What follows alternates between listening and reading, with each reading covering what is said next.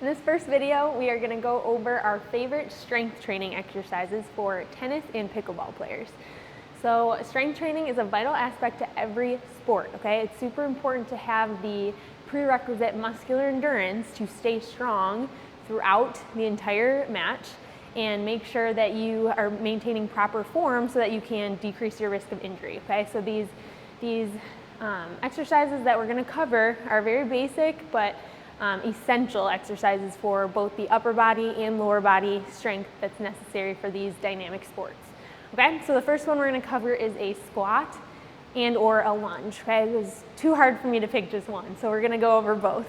When I teach people how to squat, I usually start with about shoulder width apart. I like to turn my toes out just a little bit because that's just how our hips are oriented and it makes me feel more comfortable. If you like it a little bit straighter, that's fine too. And then what you're going to do is basically start by kind of hinging your hips back just a little bit. So if I kind of turn to the side, you can see if I go here, and then from there I'm coming straight down, knees over toes, dropping straight down as low as I feel comfortable, okay? There's infinite ways to make this harder or easier. A lot of the times we will start patients or athletes that we work with by squatting to a target. So I'll show you that. You just have a box here, and then what you're doing, let me turn it so you can see.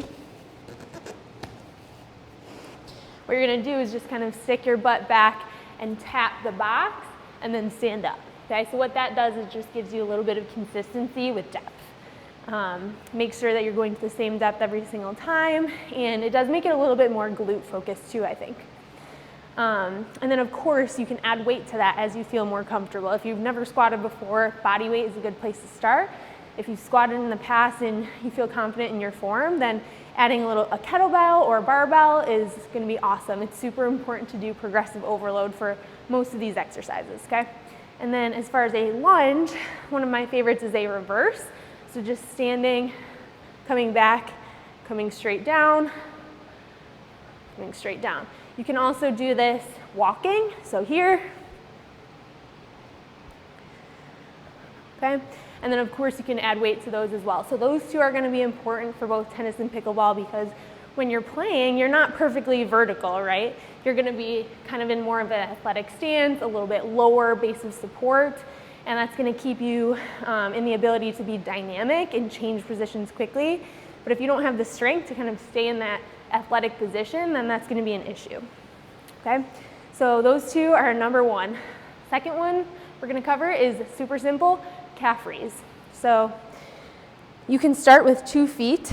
This does require a little bit of balance, so if you have a hard time, you can hang on to a wall or a post or something and kind of just come straight up. You want to go as high as you can. Once you are comfortable with that, or if that feels easy to you, then you want to transition to 1 foot. Our favorite way to do that is with a box. So what you're going to do is put 1 foot up here, hands behind your head to keep you nice and tall, and you want to think travel straight up on 1 foot. You want to keep that height while you do this. Okay, that calf strength is going to be super important for tennis and pickleball because you need to be able to push off and change directions quickly. So if you don't have calf strength, then you're not able to do this motion and push off quickly and efficiently. Next one we're going to cover is for your upper body. So this is a banded shoulder external rotation. This is one of our favorite ones of all time. So you're going to need a band for this, a pretty light band, preferably. Get this out of the way so y'all can see. We like to take a towel and kind of roll it up and put it underneath your arm. This just puts your rotator cuff in a good position to be strengthened, puts it on slack a little bit. What you're going to do is hold the band, start by pulling your shoulder back just a little bit, kind of a little squeeze of the upper back, and then you're going to take your arm in this position, you're going to move it straight out to the side and back in. When you're doing this, you should feel like the back of your shoulder here is kind of working to pull the forearm out. Okay, so you shouldn't be feeling this in the front necessarily, it should be all right back here. So out and in. Reps are going to range based on what kind of band you're using and where your strength is at. So that's with all of these. That one's going to be important because a strong rotator cuff is going to give you strong shoulders overall. If you don't have that strong base, it's gonna be really hard to create power in that overhead position or even down low or mid-range if you don't have that stability in your rotator cuff. So that's super important to kind of use as a base or even just as an activation drill. We tell a lot of our tennis and pickleball players to do that as a warm-up, just to kind of activate everything, make sure it's working efficiently and helping you out when you're trying to get that arm overhead or just create power from your upper body in general. Last one we're going to cover is a single arm overhead press. This is basic strength for your upper body. This is going to come into play more for those serves, those overhead motions. Not as much for the mid and low range, but super important for those overhead serves. That's where a lot of people get injured as far as their shoulders, is they just don't have the requisite strength to perform what's necessary to create a powerful and efficient serve, okay? So what you're gonna do is take some weight. You can start wherever you feel comfortable. You can start with just a regular dumbbell, and you're just gonna go straight up, straight down, okay? You can make this harder by actually using a kettlebell, and I'll show you that. This is gonna be a decent amount harder because this does involve a lot more stability. So bottoms up and just going straight up like this, straight down.